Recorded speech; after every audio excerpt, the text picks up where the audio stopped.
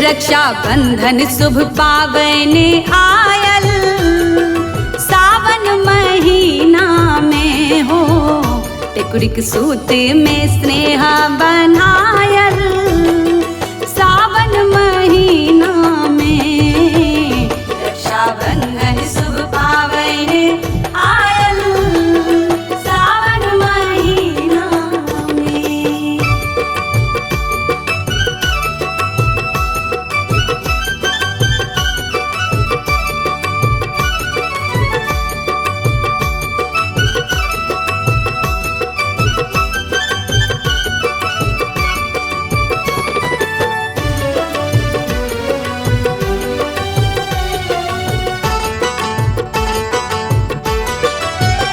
भाई बहिनाक छै ई त्योहारे, एक दूसरा के प्यार दुलारे।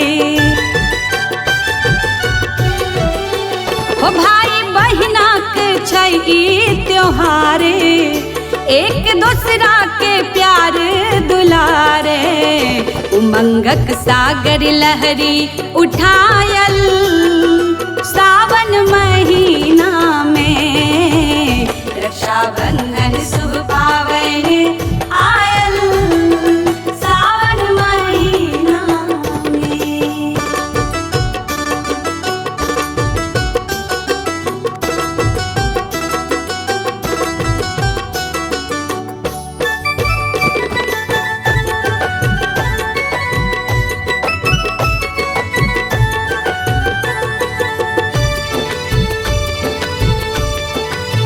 भैया के गट्टा पर रेशम के डोरा, बहन के हृदय में उठे हिलोरा।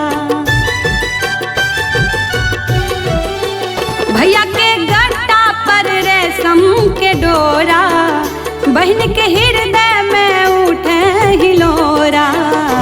एक दूसरा के उल्लास देखायल, सावन महीना में रक्षाबंधन शुभ पावन आयल, सावन महीना में।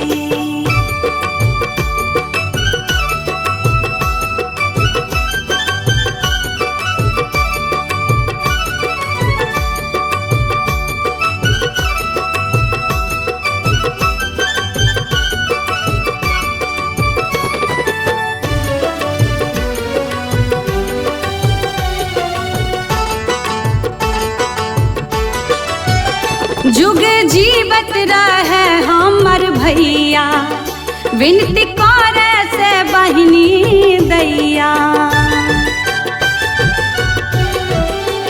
जुग जीवत रहे हमर भैया, विनती करे से पूजा दैया।